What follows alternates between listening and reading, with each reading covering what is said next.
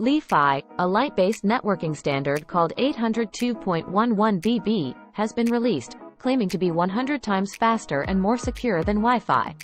The Institute of Electrical and Electronics Engineers, IEEE, published the standard, receiving positive feedback from Li-Fi businesses such as Pure Li-Fi and Fraunhofer HHI.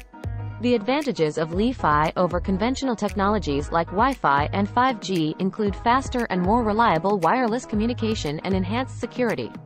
However, Li-Fi is not expected to replace Wi-Fi and 5G completely, as radio waves still have advantages for long-distance transmission and through obstacles. Li-Fi's strengths should be utilized in specific scenarios.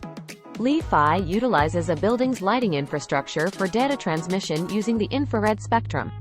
It offers speeds of up to 224 GB per second and provides higher reliability, lower latency, and enhanced security due to its line-of-sight propagation.